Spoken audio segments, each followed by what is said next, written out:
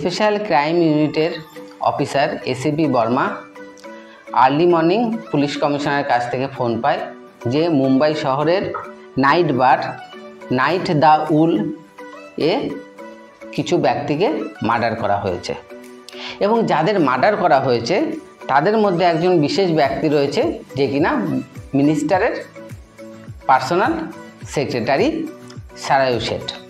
তো যেহেতু একটা হাই লেভেলের কেস সেহেতু পুলিশ কমিশনার এই দায়িত্ব দেয় এসিপি বর্মাকে। এসিপি বর্মা আর্লি মর্নিং তার টিম নিয়ে পৌঁছে যায় ঘটনাস্থলে। ঘটনাস্থলে গিয়ে সে দেখতে পায় অনেকগুলো লাশ পড়ে আছে, তার মধ্যে কিছু লাশ আইডেন্টিফাই করা যাচ্ছে এবং কিছু লাশ তৎক্ষণাৎ আইডেন্টিফাই করা যায়নি। প্রাথমিকভাবে এটা ধারণা করা হয় যে প্রাইম টার্গেট ছিল মিনিস্টারের সেক্রেটারি, মেবি এটা একটা পলিটিক্যাল মার্ডার হতে পারে, কিন্তু যেহেতু অন্য কেউ যাতে বুঝতে না পারে কিংবা পুলিশকে বিব্রত করার জন্যে বাকি খুনগুলো করা হয়েছে যাতে খুনির মোটিভ বোঝা না যায়। কিন্তু যেহেতু মিনিস্টারের সেক্রেটারি খুন হয়েছে তো সবাই এটাকে পলিটিক্যাল মার্ডার হিসাবেই প্রথমে দেখে। এসিপি বর্মা যখন তার টিম নিয়ে ঘটনাস্থলে আসে,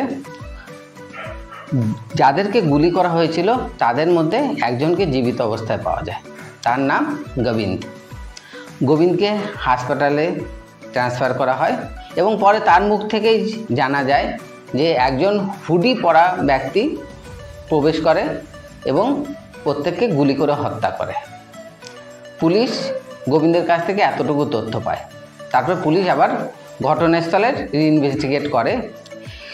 সবাই যখন ভাবছে মিনিস্টারের সেক্রেটারিকে খুন করার জন্যে বাকি খুনগুলো করা হয়েছে, সেখানে এসিপি বর্মার একটা আনআইডেন্টিফাইড লাশের উপর দৃষ্টি আকর্ষিত হয়। সেই লাশটা ছিল একটা মেয়ের এবং মেয়েটাকে খুব কাছাকাছি থেকে গুলি করা হয়, পয়েন্ট ব্ল্যাঙ্ক থেকে মেয়েটাকে অ্যাকচুয়ালি শট করা হয় এবং মেয়েটার কাছে তার ফোন খুঁজে পাওয়া যায় না। এখান থেকে এসিপি বর্মার একটা সন্দেহ হয়, মেবি বাকি যাদেরকে খুন করা হয়েছে তারা কেউই মেন টার্গেট ছিল না, মেন টার্গেট ছিল এই মেয়েটা এবং মেয়েটার কাছে যে ফোনটা ছিল সেই ফোনের মধ্যে হয়তো এমন কিছু ছিল যার জন্যে খুনি ওই ফোনটাকে হস্তগত করার জন্য মেয়েটাকে খুন করেছে এবং বাকি সমস্ত খুনগুলো করা হয়েছে এই খুনটাকে অর্থাৎ এই মেয়েটার খুনটাকে ধামাচাপা দেওয়ার জন্যে এবং যাতে খুনের মোটিভটা হাই লেভেল পার্সনের দিকে ঘুরে যায়, সেই জন্যেই মিনিস্টারের সেক্রেটারিকে খুন করা হয়।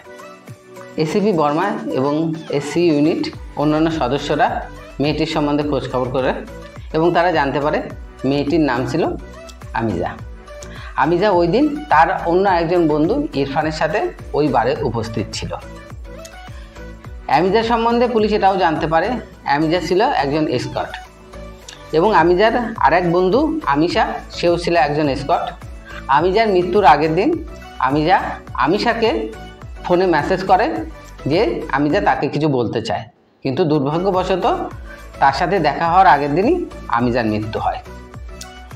আমিজার ফোন ডিটেলস থেকে পুলিশ রাজীব সিং নামে একজনের খোঁজ পায় এবং পুলিশ রাজীব সিংয়ের সাথে দেখা করতে যায়।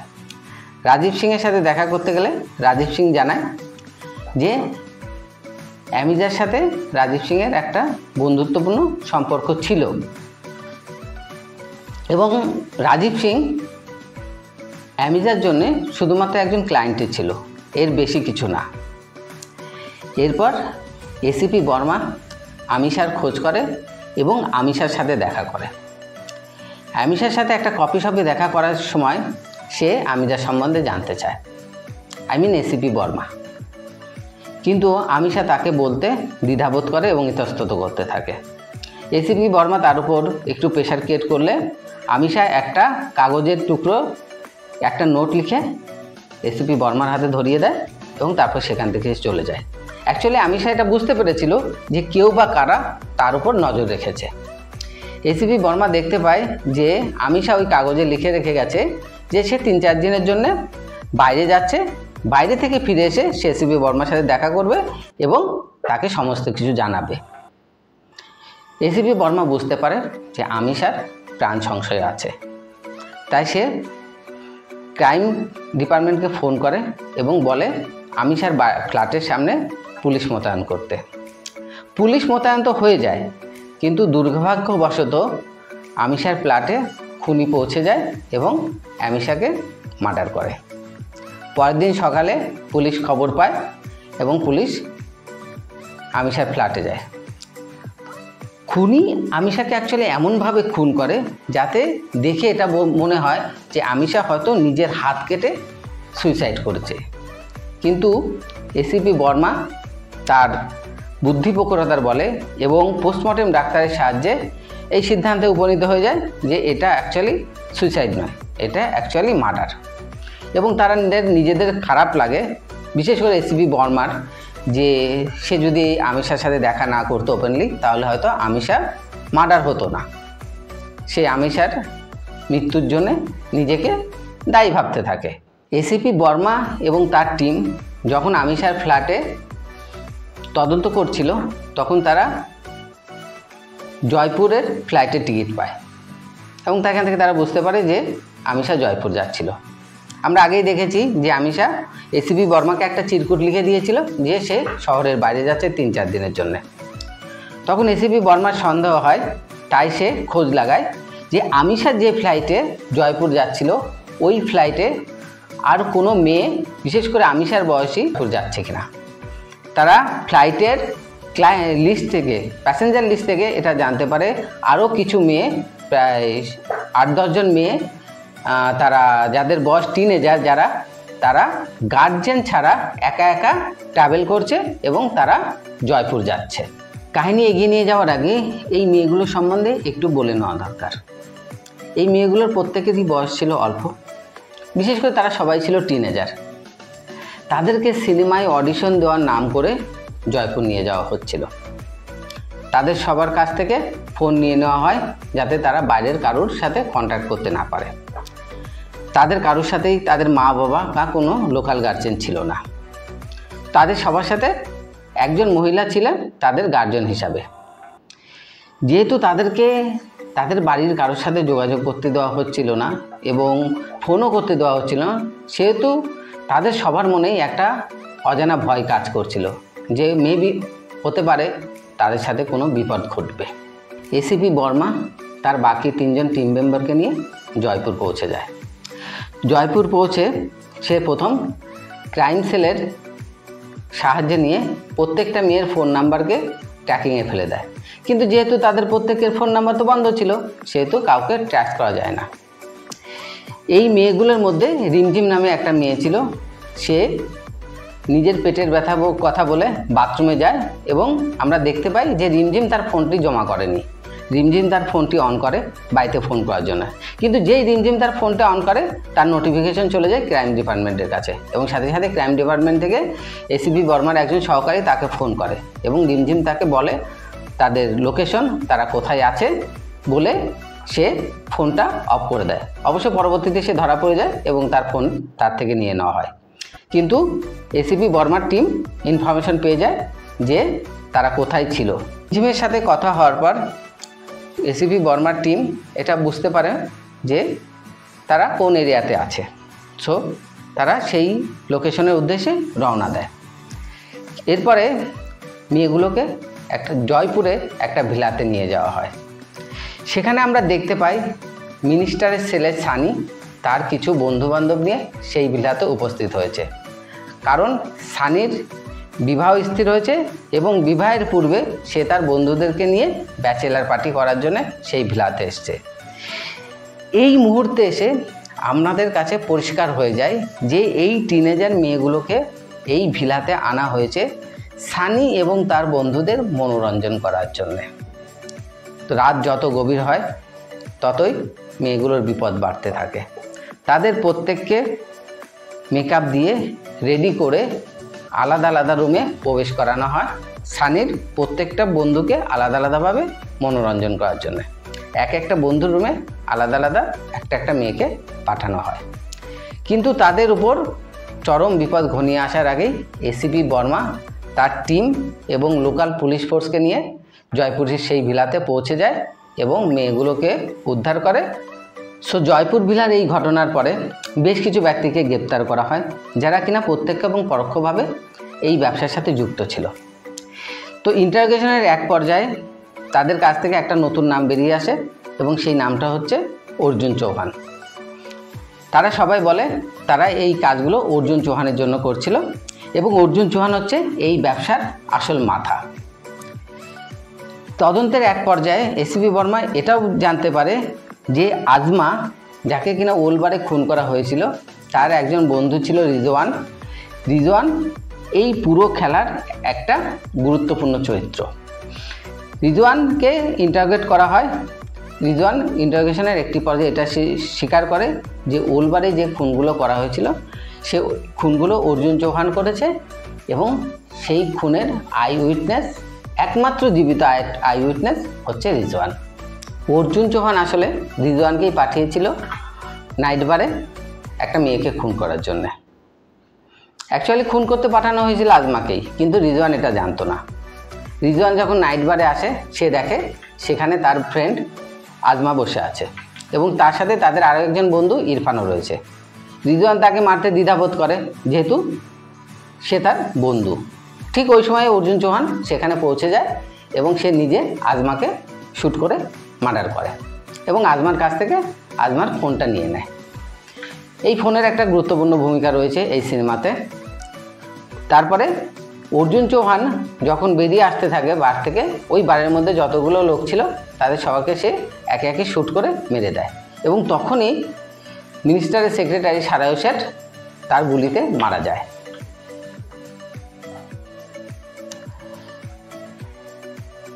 এত কিছু ঘটে যাওয়ার পরেও, এতগুলো ক্যারেক্টারকে গ্রেপ্তার করার, ইন্টারোগেট করার পরেও এসিপি বর্মা এবং তার টিম এটা জানতে পারে না অর্জুন চৌহান আসলে কে।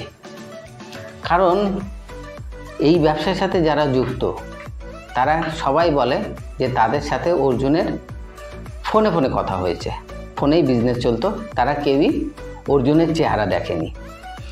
তো এসিপি বর্মা এবং তার টিম যথেষ্ট কনফিউজ হয়ে যায়। এরপরে তারা আবার রিজওয়ানকে ইন্টারোগেট করতে শুরু করে। এখান থেকেই আমরা জানতে পারি রিজওয়ানের মুখ থেকে যে সমস্ত কল গার্লকে অর্জুন ক্লায়েন্ট সাপ্লাই করত এবং তাদের মধ্যে টাকা পয়সার লেনদেন করতো রিজওয়ান। কল গার্লদের সাথে অর্জুনের একটাই কন্ডিশন ছিল যে প্রত্যেক মাসে তাকে 1,25,000 টাকা করে অর্জুনকে দিতে হবে এবং সেই টাকা রিজওয়ান অর্জুনের কাছে পৌঁছে দিত।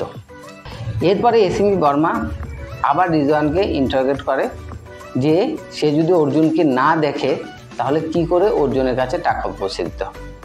তখন রিজওয়ান তাকে একটা অ্যাড্রেস বলে যে এই অ্যাড্রেসে টাকা কুরিয়ার করে দেওয়া হতো। অ্যাড্রেসটা শোনার পরে এসিপি বর্মার মাথায় স্ট্র্যাক করে যে অ্যাড্রেসটা যেন থেকে আগেও কোথায় শুনেছে। তারপর সে সেই অ্যাড্রেসে যায় এবং সেখানে গিয়ে সে চমকে যায়। সে দেখতে পায় যে এই অ্যাড্রেসটাতে সে আগেও এসেছিল। অ্যাকচুয়ালি এটা ছিল রাজীব সিং, যে কিনা ছিল আজমার ফ্রেন্ড লেভেল এবং ক্লায়েন্ট, তার অফিস। সে রাজীব সিংকে চার্জ করে এবং জানতে চায় হু ইজ অর্জুন চৌহান।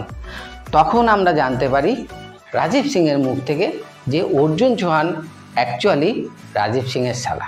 রাজীব সিংয়ের মুখ থেকে অর্জুন চৌহানের নাম শোনার পরে এসিপি বর্মা অর্জুন সিংয়ের রুমে প্রবেশ করে এবং তাকে গ্রেপ্তার করে।